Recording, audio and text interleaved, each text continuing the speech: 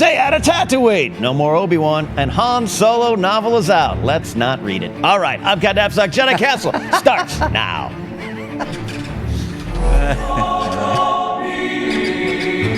Yeah. Hey, everybody, welcome to Collider Jedi Council. We're live here. It is Thursday, August 16th, I believe. I don't know, 10 a.m. Pacific time, at least for us. Where is it where you are? I don't know. Let us know. It's a weird mood because I've had so much coffee and a sausage donut. Donut with sausage? Yep, it's a thing. What? Welcome to Burbank.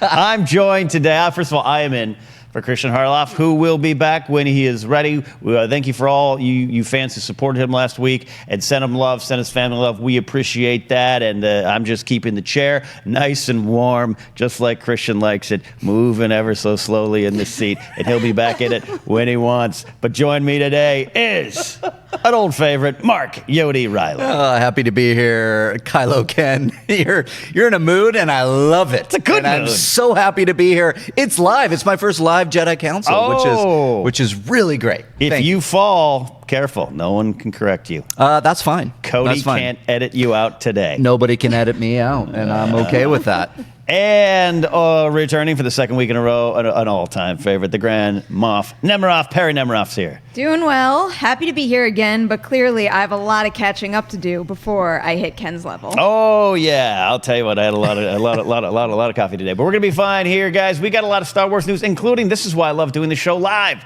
This is why we should do it live. This is why we do it live. As I was driving in, I got a call.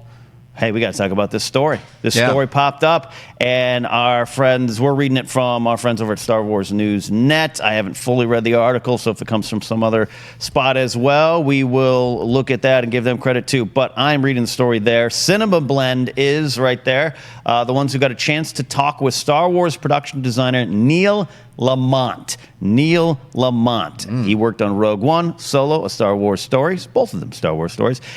He also worked on The Force Awakens, supervising art director. And he said, and I'm taking this as a quote, "We were just starting our work on another Star Wars spinoff, and we were actually just making our mark on Tatooine, which would have been interesting in some other new galaxies. So hopefully, if that comes back, we'll get the chance to be able to do that further." So, Mark Reilly, Perri, what this means is, if you take him at his word, and I believe that he has no reason to just come out and say, "Hi, I've worked for Lucasfilm for a long time. I'm going to lie right now." But this says that, some movies were in the pipeline.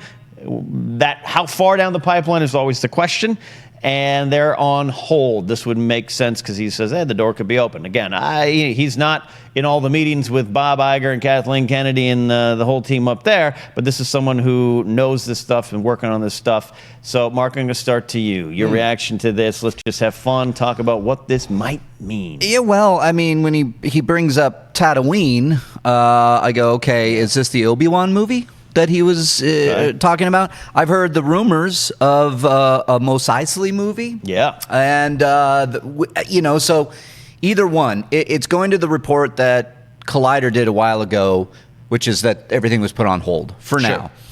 Which is sad and I'm seeing the comments and the reactions to our thumbnail and our title. The Obi-Wan movie is always the one that people are dying for, including yours truly. So deep in that camp that it's a movie that needs a story that needs to be told. It's a story. It's legend. It's a story. It's become legend, not legend canon, that kind of thing, but something that we've all talked about. Something that even in a legend comic, there's something that I loved where like assassins were sent to get Luke, and there's Obi-Wan coming out of the sand, and not canon. But just so many possibilities. So when I hear this, I go, I wonder if it was the Obi-Wan movie. However, we'll get to that in another topic. It's sad. I if it is the Obi-Wan movie and it's on hold and there's just no more work being done on it, that bums me out. If it's the Mos Eisley movie, I'll go on record saying I don't really need a Mos Eisley movie. It depends on the story. If that was going to also include other bounty hunters like a Boba Fett, but the reactions are, it's all the same. What if I was to tell you an Oscar-winning mind was behind the Mos Eisley story of scum and villainy? An Oscar-winning mind? Yeah. Any Oscar winner? Yes. Any Oscar winner, the credentials line up for me. I'll tell you later. Okay. Let's roll into this story, though, before Perri, because this is kind of the same story. Ewan McGregor, this is also from Cinema Blend, saying, regarding the Obi-Wan movie, probably the 1,000th time he's had to answer this question. There's no plans as such to do it. As far as I know, I've been asked this question for years and years. I'd be happy to do it. There just must be a good story to tell. As they're doing spin-offs, there'll likely be a good Obi-Wan between me and Alec Guinness. So let's just put this all together, Perri. This first story with Neil Lamont, we don't know if it's Obi-Wan, but now you're saying this. If I ever come face to face with Ewan McGregor for an interview, I am going to find some sort of really weird backwards way to ask about Star Wars, or some sort of like super insignificant thing that has absolutely nothing to do with Obi-Wan, just to give him a fresh set of questions. Right. But there is a very clear reason why he's being asked this over and over again, and I'm with everybody on that. Of all of the standalone spin-off movies, because I'm always rooting for something new, because there's so much new material out there, new places to go, new types of characters. But if I had to pick any single character to bring back and give a movie to, it would be Ewan McGregor as Obi-Wan. Of everything out there, that still makes the most sense to me. But I do connect the dots between that first report and what Ewan McGregor is saying right now. But I actually don't think it's sad. Yeah, I do want this Obi-Wan movie, and I would like to see it sooner rather than later. But if them pushing pause on any sort of pre-production that's happening right now, if that really is the case with this Obi-Wan movie, I look at that as a good thing, because you know what? If we're going to get the Obi-Wan movie, I want the best possible Obi-Wan movie we could possibly get. And that to me means, hey, after what you guys have been through the past couple of months, spend a little more time in the development stage. Don't pull that trigger until it is the right moment, until you have all of the right material at the foundation. And if that means waiting longer for this movie, so be it. I am fine with that. So be it, Jedi. Insightful as always, Perri. Mark, I want you to follow up on that and try to sound smarter than her. You can't. I'll never be able to be smarter than Perri. I'll just agree and echo it to look smart myself. It's in the coffee, Riley. It is in the coffee. The cold brew. I've had my coffee today, so I'm feeling pretty good. I agree with that. In a sense, though, here's the thing: when you say give it the time and you want that, I totally agree with that. It's this thing that we've been talking about for so long. Haven't they had enough time to make a script? We've heard about this for so long that it's interesting, because when you get reports that maybe a Boba Fett movie is going to happen with James Mangold, I'm like, okay. Then you hear Stephen Frears doing an Obi-Wan movie that was before that. I'm like, how long were these things in development? Stephen Daldry, not Frears. Frears is doing? I know. I saw Perry's face. That should have been. See, smarter. Not as smart as Perri. Daldry, not Frears. Who's Stephen Frears? Who cares? Either that, or you just don't spend as many hours a day with your eyes glued to movie news websites as I do. Exactly. But I think maybe they have had enough time. The thing is, if we've, gotten a sense of what it might be like behind closed doors over at Lucasfilm, it isn't necessarily about a screenwriter or even a group of screenwriters having enough time to develop a good script. It's what happens after that, and until that dust settles, and I do believe that there will be shakeups in the very near future, and until we find that new core group, that core individual that's going to lead this franchise into the next phase, and I guess phase is a silly word to use given the MCU, but you know what I mean. Yeah, we know. Until we have that group, and I feel like there's a stronger foundation there, I think that's more than just saying like, oh, like a screenwriter didn't have as much time. Right. I'm wondering how much it hinges on episode 9 to at least, at the very least, get some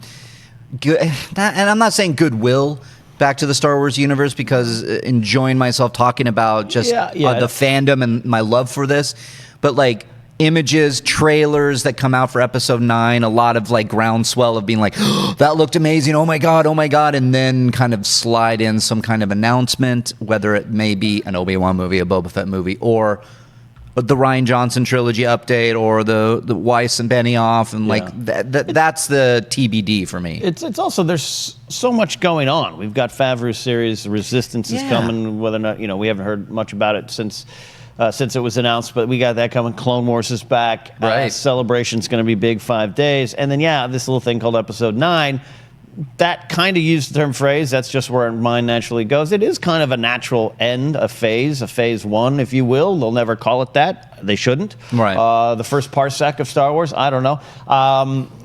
So it seems like a natural setting to kind of bring things to a close and then start launching new and then start hearing more about Rian Johnson's trilogy. Right. Dan and Dave, who I think are probably barely touched it because they're still finishing up season 8 of Game of Thrones. Right. Principal photography is long wrap now, but post-production, getting it out there is key. So, and as far as time, they've had time. I heard stories of not only what but who was writing the Obi-Wan script and specific details on that, and that's now a couple years old information. Whatever the reason is, shakeups, we talk about this stuff. It's just speculation at this point. Fun speculation at times. It's interesting but it definitely seems a pause more than a cancel and get out. Right? Am I wrong? I definitely read it as a pause because this is a very promising story that would be a shame not to go back to. And, when you pull in the business side of it, if you've got something that all of the fans are rooting for, you're not going to just get rid of it completely. But I also think it's a smart promotional idea for them to kind of, whether or not they're really pumping the brakes and putting all of this aside for the time being. Right. Pump the brakes as far as information getting out there. Keep the focus on Episode 9 and Favreau's show because that Disney streaming service is gonna launch, and I think it's gonna be beneficial to them. And also, changing the tone of the conversation a little more to advertise those and pump those as much as possible, and then.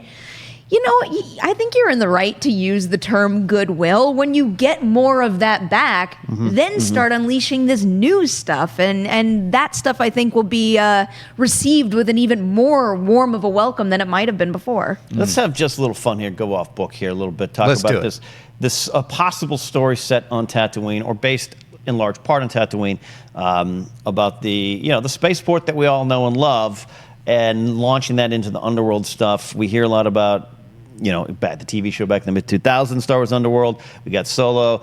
Some people did want to continue that story with Maul and everything. Fun speculation. What would you want, whether or not you actually want it or not? But a Mos Eisley movie, Mark. What would you want to see happen? And as a storyteller yourself, any ideas? Yeah. I would want to see Mos Eisley and how it ties to the criminal underworld. That Mos Eisley could be, if we're going off of these comments, like also introducing new worlds, I could see Mos Eisley being the place, the kind of the home base that starts the story, the criminal underground, introduce Jabba the Hutt and the Hutts to get into maybe the criminal underworld that is out there. And that's where you also introduce the bounty hunters. I feel like Mos Eisley could be that central hub that introduces us and launches us into this criminal underworld that we've all love and have read about and speculate and all that. There could be Boba Fett, Bosk, IG-88, that kind of crew tied to Mos Eisley, tied to the Hutts. Yeah. I even see you could bring in Alden and bring in Solo somehow. And it's an all-encompassing movie. I love the idea of that, not necessarily being a Solo movie sequel, right. but a continuation. This is a world. This is I know that Lucasfilm was looking at the Marvel template to try to create some of these, everything connected. Solo was their play. We know that from the end. We know that from Darth Maul showing up. So I would love to see it all filter in through Mos Eisley, where we come back, we see that movie, and we go, remember when Obi-Wan said, "You'll never find a more wretched hive of scum and villainy"? I mean, this, like, you then flash to that movie and go, oh yeah, there was that one time. There was one. I love a shootout of the OK Corral. It's Boba Fett taking on somebody, and Cad Bane even. Cad Bane. Introduce Cad. Get that lost Clone Wars scene there. I don't know. Exactly. I would love that idea. Like that. I'd love that idea. Perri, what about you? I'm very into that idea. I like the idea of delving into the criminal underworld, and I also like the idea of that take on it. then you go back and you watch the original movie with Jabba in it, and then you start to see him as even maybe a bigger threat than he was before, even more evil and menacing by planting seeds that early on. But I don't know, part of me has always looked at that Mos Eisley idea as maybe a front for the Obi-Wan movie, that maybe it was kind of the same thing. Yeah, that thought crossed my mind as well. I'm like, I don't know, Mos Eisley, Obi-Wan, they're pretty tied together based on New Hope. Tied together. So it makes sense that would be worked on while developing an Obi-Wan movie in my mind. But, it goes back to what you were just saying about the connectivity with the Marvel Cinematic Universe. I mean, you could even start with an Obi-Wan movie, keep the focus on him, start to pepper in some of those other characters, and then that should, in theory, leave the door wide open for a further exploration into Tatooine and Mos Eisley and all that kind of stuff. Yeah, yeah. I like that. Oh, yeah. Should we start writing it, Ken? Yeah, Perry? Let's start writing it. Why don't we just pull out some notebook paper right now? Just, start over. Some yellow Let's pads go of here. paper. Outline it here, get some flashcards, and just set up each moment, get a corkboard. Read Save the Cat, and your screenplay sucks. Exactly. Sid Field's screenplay books. We'll put it together. Exactly. We'll put it together. Hey, we've done a lot of writing in our lives, right? All right. Cody, we are going to keep this next story, all right? Cody Hall? That's not the finger I wanted. Okay, that's okay. Oh, that was a thumb. All right. Live, here we are. All right, this story is actually old news, but it resurfaced, and I think it's interesting, and I want to spin it off to a bit of a discussion here about our good friend Luke Skywalker. Not Luke the clone, Luke Skywalker. Hey, nice callback. A fan named Chris Bennett reached out or just tweeted and tagged Hamill, Hamill himself, Mark, who's very responsive on Twitter to his fans. Why do you think Luke never found love? I know that the Knights of Ren greatly impacted him, but Luke's a good soul. It's just like, hey, Luke's a good guy. He never found love here. Hamill respond, maybe he did between episodes 6 and 7. Many untold stories there. And this is not new in the sense that Hamill had talked about this before, that in preparation, as a lot of actors will do, created backstory for his character, points of view, and kind of what happened. He's acknowledged this isn't canon. He doesn't use that term. This isn't real. This is what I think as an actor. I had to go to a dark place. He talks about gun violence and seeing parents losing their children to it, and he just had to go to this place. And then he did kind of envision an ex-wife or a wife that passed on or something in his life. That's not official. But I thought this would be fun to talk about this story a little bit, but also, what would our thoughts be about Luke during this 30-year period of that we don't know much about? I think rather intentionally. We'll find out a little bit more later on. But so, Perry, this story, what to make you think about good old Luke and love? Well, it's hard to say. No. That's to something that Mark Hamill came up with him by himself to influence his performance in the movie. But I don't know. If I hadn't read those quotes from him, my mind would immediately go to him not finding love in the traditional sense of having a relationship and having a child, but finding a passion for the Jedi Order and building it a certain way, and maybe having that love for his students, and then that love was decimated by a certain discovery, and how that could be heartbreaking right along the lines of, let's say, what he's tapping into here, which is finding love, losing a child. I think there's a lot of value there, especially because, and it's something that I think we might get to later in the show, there's so many loose ends in terms of Luke's backstory and maybe certain flashbacks that we've seen, that if, let's say, in the next movie they introduce this, traditional love interest, then I would fear that we wouldn't get other elements of his past tied up. And my mind is so focused on that right now that I would go in that direction rather than him meeting someone and falling in love. Right. Mark? I don't know why there's not more of a speculation, yelling, screaming, pounding your fist on the ground, wondering where the Luke Skywalker standalone Star Wars story is, because there will be. There will be, right?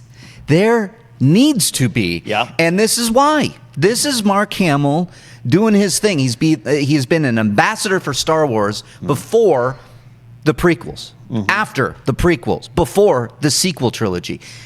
I don't see why. And then seeing what they did with the Force backs in The Last Jedi and his Force projection where he looks a little bit young, you could buy the fact that we can age him down 20 years, 10 years, and pick up some of these threads that he's alluding to in a Star Wars story. Either it's the rebuilding of the Jedi Council, the rebuilding of some of the Jedi things, because when he says, why didn't he find love, tie this into the prequels. This is your way to tie it into the prequels. Like a Jedi, I always remember that Attack of the Clones standee in the theater that says a Jedi can't love. You're going to know this better than me, Ken. Yeah, but not verbatim, but yes. Yeah, it's they're like back to back. You can't, attachment or love, and it's this great story thread that was introduced in the prequels to me that I never knew because I was going off of Legends, which was Luke Skywalker marrying Mara Jade. Sure. But then realizing that Lucas introduces something into the Star Wars universe that Jedis cannot fall in love. Right. What did that do for Luke in rebuilding the Jedi Order? What did that do for his character? Did he fall in love? Can we go off of this horrible tragedy that maybe he lost a child through tragedy while the Knights of Ren are rising? Does he run off on a mission with Ben Solo to take out some kind of entity, dark side entity in the unknown regions? It's like an Obi-Wan Anakin adventure a la the prequels. Right. There is so much you could take from this. And I love that. And I hope you have given me hope, a new hope, Ken, with your reaction over there about the Luke Skywalker stuff. So built on hope. Yeah, I just think that there is a lot you can mine from that. I'm off. I'm going to get off my this is what I want. My Apple box right now. I wanted to speculate because this is for you. This is your character. You love Luke. Luke Skywalker is my everything. Yeah. He is my everything. I walked around when I was 5 years old telling everybody, nope, my name is Luke. It's not Mark, it is Luke. I went to everybody. I think, and with this character and with the fan outcry of what happened to his character in The Last Jedi, which you all know, I'm on record, I loved it. Yeah, But you have so much of an opportunity with this idea of a Star Wars story that everybody wants Obi-Wan. I do too, but now I'm like, where are those? After Return of the Jedi, your Sebastian Stan Luke you could movie. do that. You could do that, but I think you keep Hamill. You go 20 years. You de-age him in the de-age Marvel. him a little. You don't need to de-age him that much either. Did they de-age him in the Force projection? Well, that was only 5-6 years prior, right? Supposedly. Yeah, I guess it was 5-6 years prior. So you could do you want? I mean, just a little bit. I always said, joked around that an animated series with Hamill voicing him, and he did voice Luke in Forces of Destiny, right, last season. With Lor Santeca going around, I don't know how much he and Lor Santeca hung out together, but it seems as though he definitely helped Luke. We got that from, I think, the StarWars.com databank. That would be amazing. And I love this idea, Perri. What do you got there? Every single red flag just went up until you brought up the animated idea. I think that. Why red flags? Red flags. How so? Explain more. Explain yourself. Solo. We would be putting ourselves in the same exact box, and I think maybe you can get past some of the premature disapproval if let's say a fan favorite for that part, like I guess Sebastian Stan, gets cast in the role. But whether you're doing de-aging or putting another actor in that spot, it's that same issue of you love that character so much. What if this interpretation of that character doesn't meet that same standard and it doesn't fall as seamlessly into that character's timeline as it should? And I mean, that's why I'm more nervous than ever. And I know that a lot of people out there really did like Solo. I didn't. It didn't work for me, and that's why I am rooting for them to pump the brakes on these other standalone spin-off movies and to make sure they're developing the right things the right way, because I feel like that Solo movie could have been a lot better had it not been boxed in quite the way it was, where if we were talking about a completely original character going on the same type of adventure, there would have been so much more possibility in terms of creativity and striking a love for a new character. But instead, I can only really speak for myself, but, I, for one, never really fell into step with, I thought Alden Ehrenreich did a great job, but I never really fell into step with that performance as it being the same Han Solo that Harrison Ford gave me. And I think we would wind up in the same exact position if they recast the role of Luke Skywalker, or even if they de-aged him, because, there is a point where I think you start to see it. It might work, let's say, on one-on-one conversations. Maybe it'll work better in action sequences, but I still think you're going to see the seams in something like that. But if you want to explore these kinds of stories in animated territory and then use his voice, that seems like a much safer way to go about it. It's interesting. I usually am right on the same page with Perri. I couldn't disagree. You guys hate each other and you fight forever. I couldn't disagree more, because I think that Samuel L. Jackson is going to be de-aged in Captain Marvel, and he has a huge part. So we're going to be able to see some of those effects at work. And then if you consider the idea, we're playing with house money right now, Perri. We're playing Monopoly money, just having fun. Yeah, we're getting into it. If this were to happen in a few years, the technology might creep up a little bit to work. But also, I think that Hamill himself is very, very youthful in his appearance. If you take the beard off, seriously, if you just shave it, you might be able to shave 10 years off of there, and just a little bit, 20 years. But again, just an idea there. You could go back and put this standalone in 5 years ago, right at the fall of Ben Solo and discovering Snoke. That could be an adventure. Looking at the chat here, pass on what you have learned. I want to see that. That's an idea that you could see that in his. And I think the fans would line up. This is not a Solo thing. I think they would line up for a movie about Luke trying to rebuild the Jedi Order and the darkness, and it ends with the fall of Ben Solo and setting up Force Awakens. I mean, it's a prequel. I mean, that is the most intriguing pitch I've heard. If you just take it back just a little bit.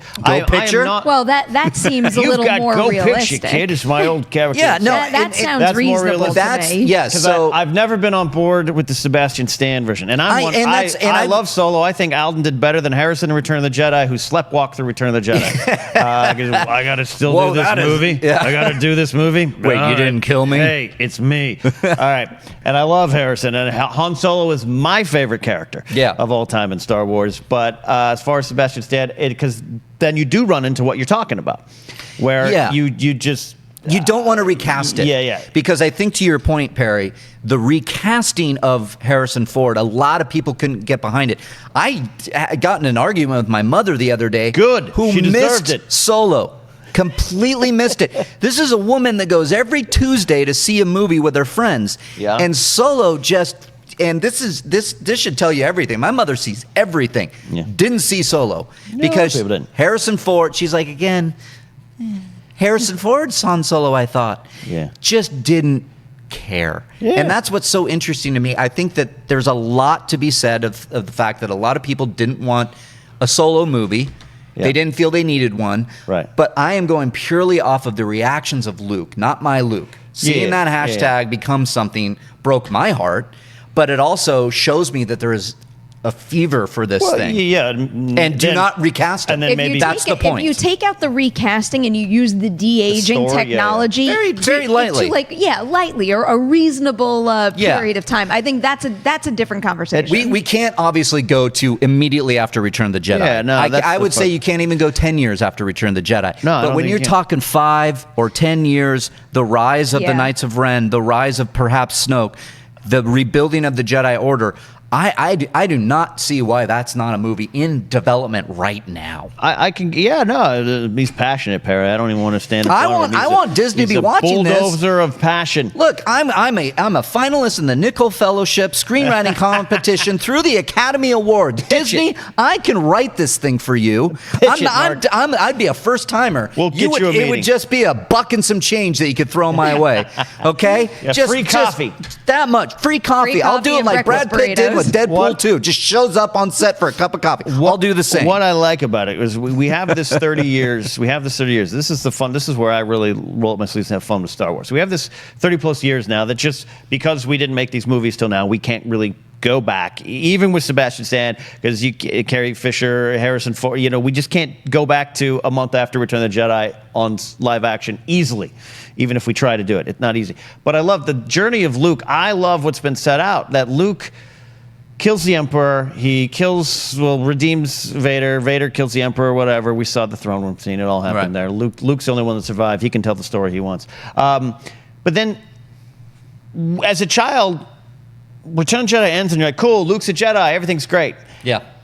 I love this version of, cool, Luke's a Jedi, kinda. He didn't graduate. There's no school. There's no college. His mentors are ghosts. They can talk to him. He has to then go figure out what he is.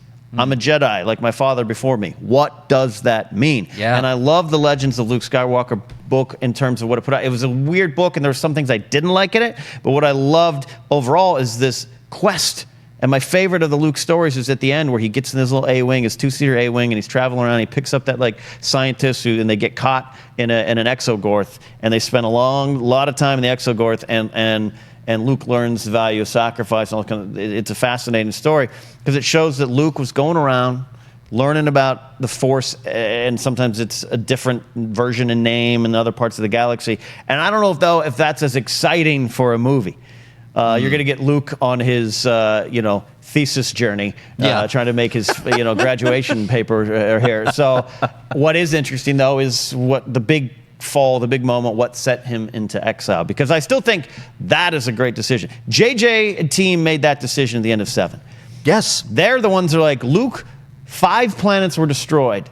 His best friend is killed, and he didn't budge. Yeah. Ryan then has to pick that baton up. What caused Luke to just stand there and try to burn down the temple? Thank you. Which is what was happening when Rey found him. He tried to burn down the temple, as we learned from Jason Fry's novel. So I'm fascinated with all that journey coming to that point, and why Luke's 30-year study lead him to the thought of, the Jedi have to go. Yeah, I'm glad you said that. I said that on Rule of Two, is the idea that just the point of JJ set this kind of Luke moment into motion by basically saying at the beginning of that fantastic crawl, Luke Skywalker has vanished. Yeah. So Rian Johnson had to pick it up. So I think that unfortunately, a lot of that anger could be looking back at what was the plan JJ had? Why did he say that? And he would have had to explain it too, because Obi-Wan and New Hope, Alderaan blows up, and I felt something. Right. 5 planets are destroyed, and Luke's like, I think I'll go fishing today. Yeah. Did you? There's a theory out there. This is fun Luke Skywalker speculation. We're going off the rails here. I love this. That he didn't stop using the Force on purpose. Is that he couldn't find the Force anymore? Like something happened. He got old and he's like, "Where's my X-wing keys?" Yeah, he's just like, he's like, wait. Fair enough. He's like, I know I parked it, and he's like doing this with his X-wing. Where is it here? No, but it's an interesting take. It's interesting theory. Is that something so tragic, maybe with the fall of Ben Solo, caused him to where he's like, I don't even know, I can't feel the Force anymore. There could be something in that too. I like that. It's fascinating. Subconscious stuff. I like that idea. That's why you would need this in between story, though, because you would actually have to show why something like that would be the case, and also it would be interesting to see when and why he wanted to use it, and what it I would just now I go into book territory, because if let's say it might be a good book, he decided he wanted to turn it back on, what better way to get inside a character's head and exactly what that feels like to not be able to turn it back on than through text. Yeah. No, there's a lot there. All right, next story here. We've got, this is a potential leak for episode 9. I personally don't like covering these stories too much there, but I think it's funny because there's some, once again, thoughts as the filming of episode 9 has begun. There's some rumors percolating that there's a big fight scene, Mark, with the Knights of Ren. Yay! Hey, remember when we thought there was a big fight scene going to happen in episode 8 with the Knights of Ren? everyone thinks the Knights of Ren are going to show up, and they very well could be. And it would be interesting if they didn't bring them back and just kind of leave that dangling. Over the time, I love the concept of Knights of Ren, and over time, I'm just less interested in it. But that's just me. You guys, what do you think about this? And do you want the Knights of Ren in episode 9? I want Perri? it. Give it to me. I don't care how long I've been waiting, and I just every single day that goes by, I want the answers. I want more. I want more striking visuals like the one right behind you right now, Ken. And I think that episode 9 might be the perfect time to do that because also I believe that Mark Hamill will be back in full force. I think there's going to be a lot between him and Ben, and it could tap into the stuff, some of the questions that you just brought up there, and maybe we'll have to do some of that through flashbacks, but I want to see them in that movie. I want to see some of this explored because I do think that, we went through quite the journey with Kylo, Ben Solo up until this point between episode 7 and episode 8. But it's like, at this point, where does he go from there if not exploring his past with maybe a Force ghost Luke? And this seems to be the opportune moment to actually do that. And that would, in my mind at least, require some flashbacks that maybe show some devastation, maybe some other things that he's been through in the past before Force Awakens. So maybe this is wishful thinking, but I think it's going to happen. Okay. We got 1 vote for the Knights of Ren, Mark Reilly. 2 votes for the Knights of Ren. I'm back on the same page with Perri. Woo, your friends again. Yes. I absolutely think you need to do the Knights of Ren. And listen, one of the precedents set with Force Awakens was the idea of the Force back or the flashback. Rey touching the lightsaber, seeing Bespin, hearing Yoda, hearing Obi-Wan, seeing the Knights of Ren, seeing her ship with her parents allegedly flying away, and all that kind of stuff, and also a foreshadowing kind of the woods and her inevitable battle with Kylo Ren. So, precedent set. Then, expanded. Last Jedi, we get the Rashomon effect, 3 different ideas of the same story. Flashback happens before Force Awakens, before the fall, right at the fall of Ben Solo. I think you absolutely can do a flashback or a Force back, and Luke is back in the living. He's back in his body. He's back. And we see that moment. Maybe it could be through Ben Solo or Kylo Ren, who is absolutely struggling with the light and the dark.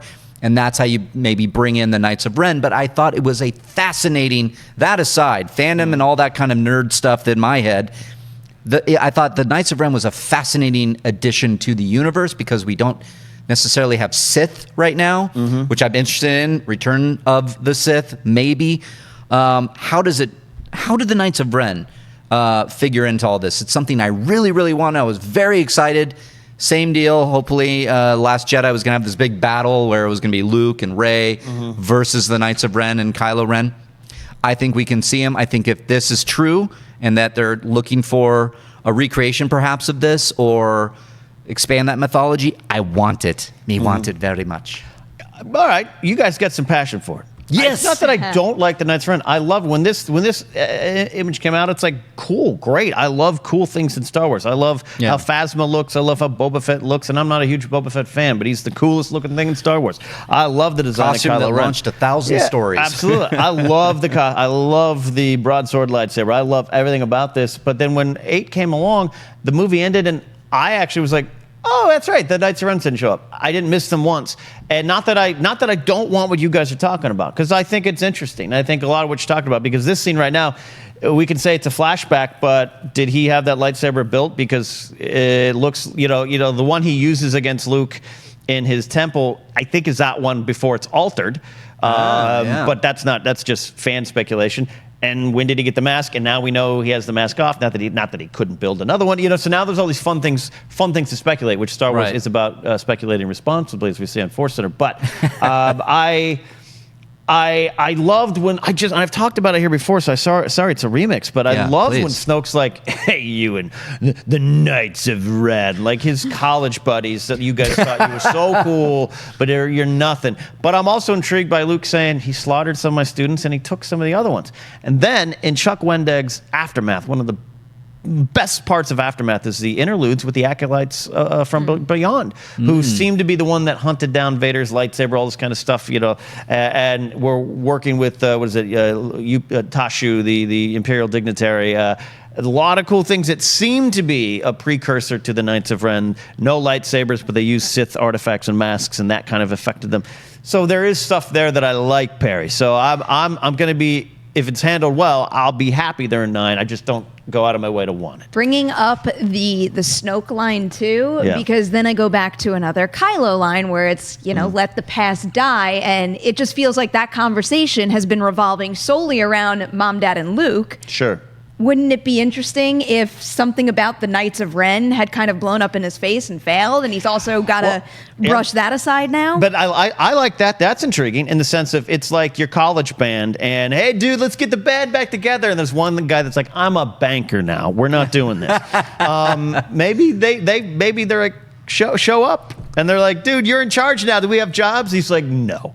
Yeah. No, you're fired. And something happens there. What if he'd pulled a Sith and he killed the Knights of Ren to be the one true powerful leader of all this? I mean, there could be a lot of things. The flashback, I think, is along the lines that we might be seeing this because JJ is back. But I also like the idea of what if they're just there? And to your point, Ken, like all of a sudden we start Supreme Leader, Kylo is there, and the Knights of Ren are flanking him. They're his own Kingsguard in a way. Right. Like, I love the Praetorian Guards. They're another thing that looks cool. And the idea that, hey, the Knights of Ren should have been the Praetorian Guards, I understand where that comes from. Yeah. But it's like same thing with Lando should have been in Canto Bight. Is that what you wanted with these characters? You wanted Lando to be there playing cards and go, hey, how you doing? I'm the code breaker. Or do you want something more substantial? Yes. Or Knights of Ren just showing up and getting their ass kicked in 5 minutes? I'd rather that be the Praetorian Guards and give the Knights of Ren a more proper conclusion. It's a rich history with this group. So that would have been, I feel like that would have been a shame. And that would have left me very disappointed, even though I wanted to see them in the last movie, if that was their inclusion and then they were just wiped out and done. Yeah. Final question. The good speculating today. Good. Good. This is fun. Good. Final story here. Do you want to talk about the excerpt from the Solo Star Wars story novelization? You can listen to it. It's out. The novel's coming out shortly. The Blu-ray. When is it, Barry? Blu-ray's early September, right? For Solo? That sounds about right. Yeah. See it again for the first Sure. time. All right. I'll watch it with you. We'll go over some things, and maybe you can. Maybe I'm always open to re-exploring. But the novel, though, is interesting because I loved what the Last Jedi novelization did and what the Last Jedi comic adaptation is doing. Gary Whitt is writing that. Jason Fry wrote the novel. And, it's like Douglas Adams always would say, Hitchhiker's the Guide to the Galaxy had several different forms, and he wanted each version to be a little different. He wanted the story to be told a little different each time. And the stories aren't different for Last Jedi versus the novel and comic, but they add there's fun little things that Gary Whitt has said, by the way, were put in before the movie even hit the streets, so don't, Right. It wasn't correction, quote unquote. Right. But I'm looking forward to any additional insights with the Solo novel. You listened to it though, Perri. I did. So far, it sounded like maybe nothing new. I'm a little lukewarm on it. Yeah. I was, I have to repeat it, I was underwhelmed by Solo. And, when I first jumped into listening to this little bit that they gave us, I was wondering if, maybe more backstory or something along those lines would have changed things for me. But I think I still stand by, or at least without, another rewatch. I did see it twice in theaters, but standing by what I first said about the movie, where I think there was something to the idea of a wild ride adventure with a smuggler,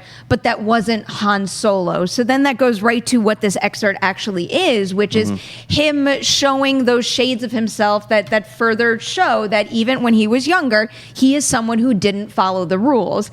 This is only a teeny tiny portion of a much larger book, but it's not like I'm reading these two sections and saying, oh, well, if that was in the movie, that would have changed everything. Like, no, it wouldn't. I think it would have been nice to have spent a little more time with him in the Empire. And also it does show how he got from, I'm signing up to where we first see him when he's fighting. And I appreciate that. But I'm curious to see if there's even more of that changes my opinion of this story a little. But one of the reasons why I'm most interested in this novelization is just because, with how much went on with changing behind the scenes, I'm just curious to see what was held on to from maybe a previous iteration of this story that we didn't get to see on the big screen in the end. Yeah, I that signing up to being on Mimban, I think works well in the movie in terms of pacing, a little comic joke. It's a good cut. It's a good cut. Yeah, in terms of storytelling, filmmaking, that's the thing they had to do. But I would have, hopefully the novel can get a little bit more. Mark, you going to listen to this on your drives into work? Nah. I don't need to. I mean, we were. I'll tell you about it at a coffee shop. My favorite thing about all the books is just talking to you and Christian when you read it, because I for whatever reason, a lot of work to do that I can't get to it. There's so many of them.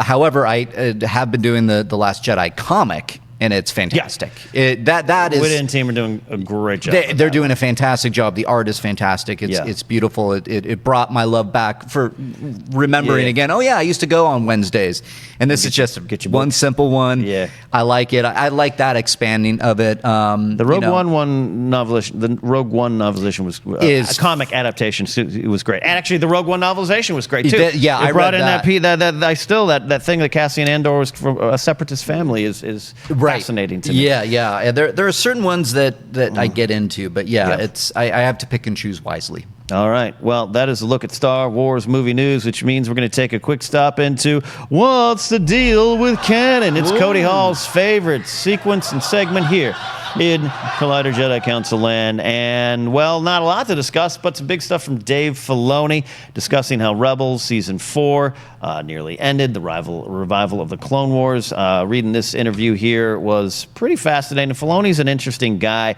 and I think we're all excited for the Clone Wars return here at this table, right? I don't think anyone wouldn't. And the ending of Rebels, you and I, Perri, we're reviewing that show here. What's one of the things that came out of this that I thought was interesting, that I don't think it was a surprise to a lot of people, that in terms of Star Wars Resistance, Filoni is not going to be day-to-day hands-on, which I didn't ever think he was, but good to get it clarified. I think he's got his Clone Wars is obviously, he says here in this interview, I am in the weeds on Clone Wars. I think with the Favreau series, he'll be doing some stuff there, especially if it is about the Mandalorians as rumored. Perri, your thoughts on this article, Filoni, Clone Wars, I think one of my biggest takeaways is, a vibe I've gotten from him the second I started watching his material, and it's just how much he cares about every single thing in it, because he was talking a lot about some of the changes made to the last 2 episodes of Rebels in particular, and, animation is quite the undertaking, especially when you're producing so many episodes on such a short timeline, and, the fact that he could kind of conduct or steer this entire ship to make sure that if something doesn't feel quite right, they've got the time and resources to make those changes. I think that's why his stories kind of go the distance and just sit right. The fact that he makes the time and the extra effort to sit there, look at something, and if it doesn't meet his standards, to make those changes. Oh yeah, I love that. I mean, talk about the possible, different versions of Rook's confrontation with Zeb, things about Ezra's confrontation with the Emperor, a lot of different stuff. I love, that story that he almost brought Starkiller from Force Unleashed back, but it didn't work out. And I like that he doesn't just toss everything in. Oh, you like Thrawn? Let me do it. He has a plan for it. And I like that also about this, Mark. He goes really in depth into Star Wars, George Lucas, the Force, the magic of it, and how that is part of Star Wars' DNA. And Filoni, studied under the master, and I'm sure he's still going to place a phone call or two to George about Clone Wars, the 7th season. Your thoughts on that? Because I know you and the Force and George, you go way back. We go way back. That was my favorite. You know me so well, Ken. That was where I kind of gravitated to in this long conversation. It's a great conversation. It's fascinating. Interview with IGN, by the way. Right, IGN. Filoni is just fascinating. It makes he's like at full strength producer now, is what I see from this. He's like, I'm not really in resist. Like I set up resist. Yes, power. He's Master Qui-Gon. I'll say. He's the light side of the Force. He started Resistance. He kind of handed it off. He's in the weeds with Clone Wars. But then when they talk about the Force and how he used it in Rebels especially, it's just fascinating to see him. And you can see that he is like, the Padawan has become the master now after George Lucas. And, there's a lot of calling for him to do a movie, and I think it's the right move to make. I think I don't listen to, he's only done animation and it's hard to do a movie and this and that. We've seen precedents set for certain people to make movies and given chances, and Colin Trevorrow went from an independent to Jurassic World. And you're going to go from Collider Jedi Council to writing the Luke Skywalker story. Exactly. It can be done. Hold on, I got a text. Yeah, you got a text from Kathy Kennedy, Uncle Bob calling you. Yeah, and so anyways, I love what he's doing. It just when he mentions all the Force stuff, and it's great. It's some insight. But when he's talking about, I'm in the weeds with the Clone Wars, it makes me think of that shocking trailer that came out of nowhere where I'm like, we're getting more, and then the epic nature of that trailer, like. It just makes it's all the sense in the world to me, and Filoni is so great. I can't wait for the Clone Wars. I love it. I love it. Final note on this is the comics Poe Dameron 30 and Beckett #1. I am, as always, a little behind, but the Poe Dameron series, which I believe ends with issue 31, is coming to a very interesting close. It's little flashback stuff explaining little plot questions coming between Force Awakens and Last Jedi. Have you been reading this, Perri? I have not. Okay. Head down to your local comic shop. I gotta get before I dip into the comics. I have to get back on the book train too, because I got to read the new Thrawn. I got to gear up for the solo novelization. Just finished new Thrawn. Got a lot of stuff to do. Just finished Thrawn Alliances. Interesting. That's all. Still mulling it over. Okay. Mark, we know you haven't read them yet, so I'm excited about this Beckett one too, because I think Beckett's a very interesting character. I don't know if they're going to deal with the death of Aurra Singh in this one, but I want to know more about that. That would be great. I love Enfys Nest. I think Enfys Nest is a great character, so I will be picking this up myself, and we'll give you an update here at some point there. So that is it for What's the Deal with Canon. And we are going to take a look at you and your questions from Twitter and Facebook, some live, some picked out by our producer, John Roca. This is where we hear from you. Mark, do you want to pick some questions out, or do you want me to do it here? You got some live ones? I'm looking. So why don't you maybe start us off? Okay. Look at some stuff here. Here, we got Perri, who watched Rebels with me beat for beat here. This is from Jerry Jolly. He is writing to us from the Collider Jedi Council Facebook group. You can request to join.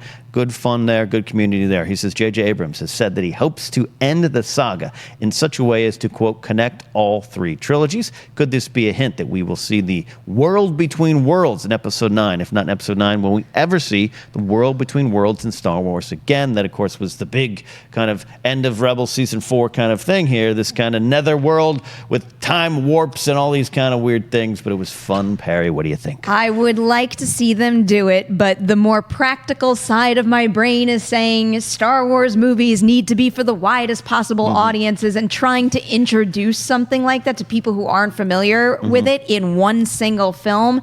It'd be a very risky move to make, and I think JJ might be making that statement more so for... I think they're going to bring Luke back in a capacity where we're kind of going to see the wrapping up of his journey more so than using that tool as a way to say that, and that. Yeah, World Between Worlds was a great concept. I really did dig it, even though if you had just written it down on a Post-it note and slid it across my desk and been like, this is going to be in Star Wars, it would have been like, get it out of here. But I loved it, and that's what Filoni does well. Yeah. Let's also forget, Meber Gascon, Riff Tamson, Space Whales. There's some weird things in Clone Wars and Rebels that work. It's weird. Star Wars is part of the fun. Yeah. But it has to. Sometimes it doesn't hit. Sometimes it does. So I think you're right. On the big screen, trying to explain to an audience that didn't watch Rebels, most of them not watching it, what is this kind of weird Back to the Future world? I don't know. Yeah, Mark. And I feel it's a little too late to introduce into a saga film now with Episode 9. If you want to do this big mind-altering, holy you-know-what, I think you needed to either set it up in Last Jedi or even in Force Awakens. I think it works best for animation. I think it's really neat. It's an interesting concept. Filoni, again, is just fantastic in setting some of these great mythological busters out there, to be like, what? Yeah. I love that, the weirdness of it. Keep it over there. Maybe I wonder if he can touch on it in Clone Wars.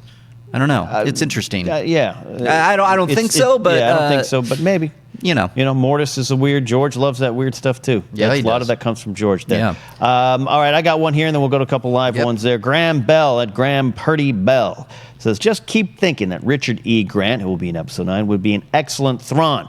We need to find out who's behind the First Order. I don't think it was Snoke, and it would be an awesome way to wrap everything up and introduce the unknown regions Thoughts. So, yeah, a lot of speculation on Richard E. Grant. We've talked about it a little bit here. I think he just might be someone along the way that helps someone. Doesn't necessarily mean he's a First Order officer. I wouldn't have a problem with that. Thrawn, I don't know. Perry, what do you think about this? Nope. No. Nope, I don't. No to I Thrawn? don't. You know, it's to leading the First Order. You know, my view of Thrawn is also limited to what I've gotten in the canon material. Yeah. So I love that perspective. Because pause there. You didn't read Zahn's Heir to the Empire. No, I didn't. So when Thrawn was introduced for Rebels, you were at the convention in London. You were like, why is everyone excited for this guy? I was, and you had heard the name, but you didn't know it. Yeah, but I felt it in the room. I felt everybody's excitement, and that was enough for me to really look forward to him in Rebels. But what I got in Rebels, I'm like, I don't really understand why everyone was so excited. But I got more of a taste of it in the next book that came out, so that I appreciated. But I think when we're talking about, again, on the big screen with these movies, to follow up Snoke, who, especially in the hologram appearance, like he had such a big appearance, and he was like a creature, and Thrawn isn't human, but he's got like a human form to him. It just feels like going from Snoke being that big ominous presence to like well put together Thrawn might not have the wow factor that I think the realization of who's really behind all of this could have. I like that. I don't think Thrawn's going to be introduced in these movies. Right. Not the sequels. I think we could maybe get him if we're going to go revisit. Hi, microphone.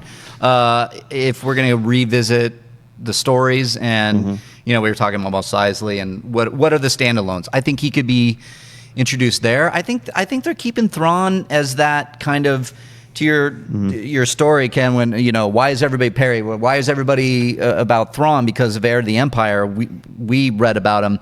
I think they're keeping him in those books and the animated movie. I think it's going to be really hard to then introduce him in, let's say, episode 9. Right. And I was the one in the unknown regions, and everybody's like, "Who's the blue guy?"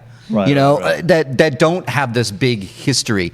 Now they could. I mean, it's like Lucas introduced Grievous in episode 3 and he walked right in. There he is. So I can see it working too. I don't think Richard E. Grant though is Thrawn. Yeah, that's like I mean, I don't think we all want to get too hung up on the if you don't know Thrawn, you won't get him in a movie type thing. But if you do, because if you do it the right way, this is a new character you can learn. That's the thing with me is Richard E. Grant is a fantastic actor, great character actor. Fan of his work.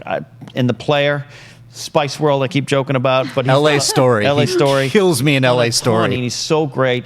Game of Thrones season 6, he was in the actors troupe. I don't see him as, not that he couldn't be menacing, but I think that's why I see him more as, I keep saying like a bartender along the way that helps him a little bit. I don't know. But as far as, I do really like what Graham's saying about find out who's behind the First Order, because I don't think it was Snoke. That's in the Last Jedi novelization. Talk about little insights that they throw in there. Snoke's saying that. He admits, I wasn't the one you would have thought to be running the First Order. I'm paraphrasing, of course, but he lists, I love my Ray Sloan. Gallius Rax kind of got it started. If you're reading the Aftermath trilogy, he was part of the Emperor's contingency plan. Ray Sloan picks up that baton. She's the one that literally says our First Order will be. And then she's gone. She's out of the story. And there's others. And then the unknown. There's a lot of stuff. And Snoke kind of says, I just kind of ended up in power. So there's an interesting story there. Yes. I just don't know if Episode 9 is going to have time to explain that.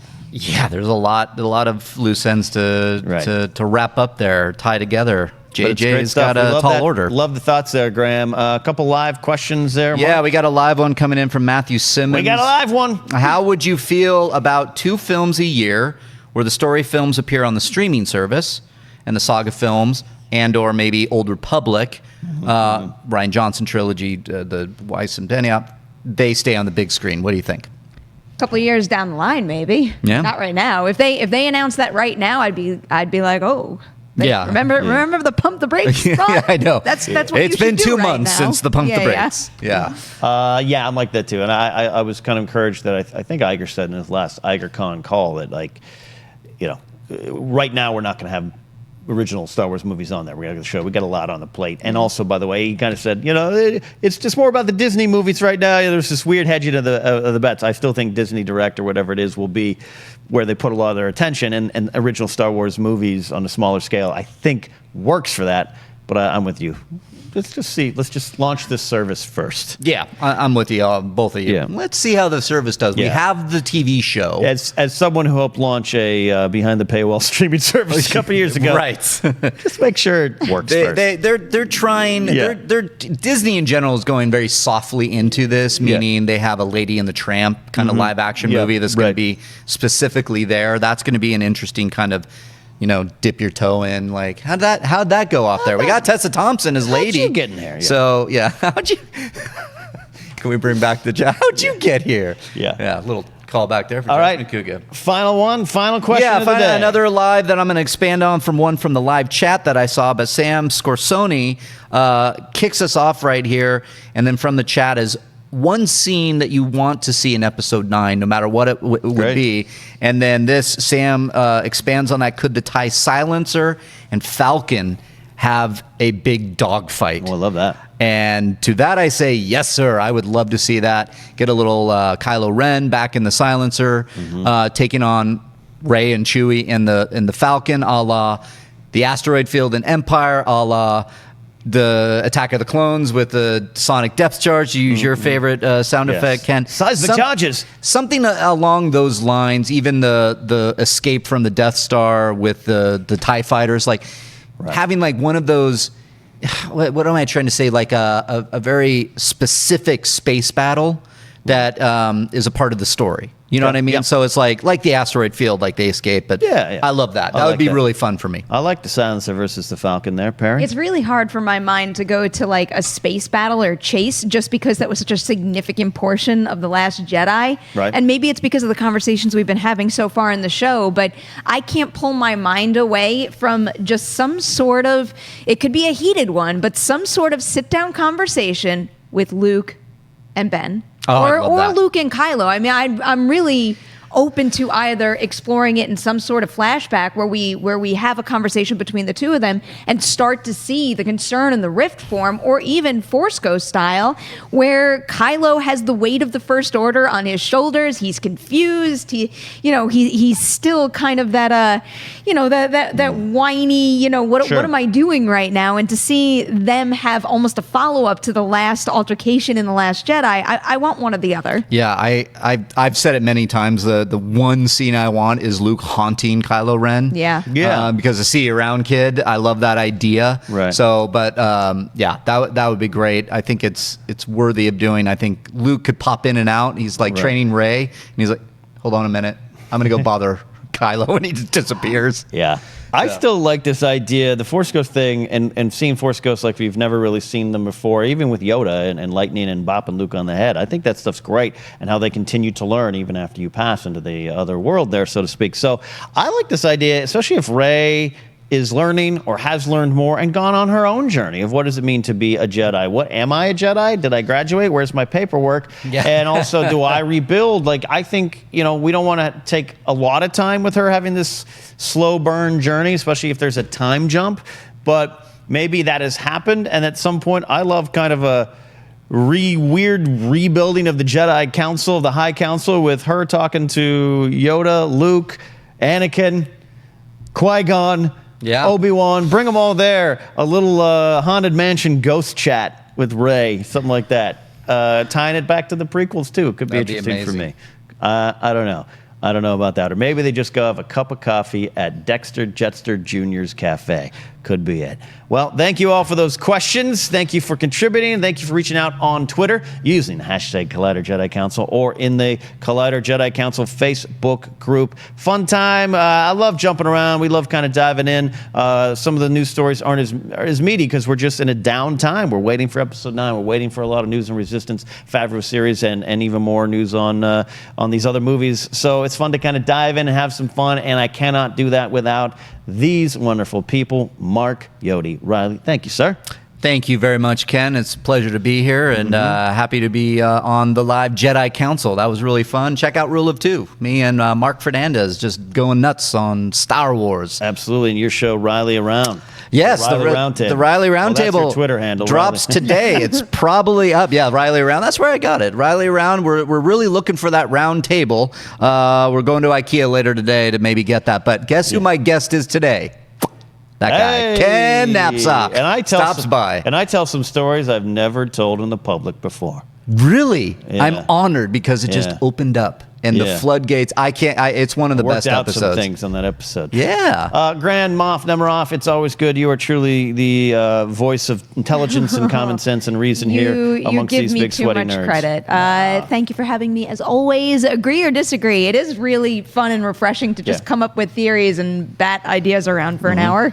Absolutely. And you got anything special coming out there they can follow you at? At P. Nemiroff on Twitter and Instagram. The Witching Hour is up and running. Yeah. Check out Mailbag this week. All that good stuff. All that good stuff. I'm Ken Napzok as well. As you know, you can follow me at Ken Napzok. This bright yellow pink shirt in your face is the Alone App t-shirt from the Afternoons with Josh and Ken, Josh McCouga and I's podcast. Doing a lot of. We got Tiffany wonderful. Smith that guests this Friday. Check it out. We cannot do this show without Cody and Adam and Cobster and everyone in the booth making us look and sound pretty. So thank you all. We'll see you. I'm not sure if Christian will be back next week. Send him your love still. We'll see you all down the line. May the Force be with you always. Hey everybody, Mark Ellis here. Thanks for watching this episode. You want to watch more? Then click up here. Or you can click right here for more great content from Collider. If you haven't subscribed to Collider Video, do so right now and share this vid with your friends. Thanks for watching.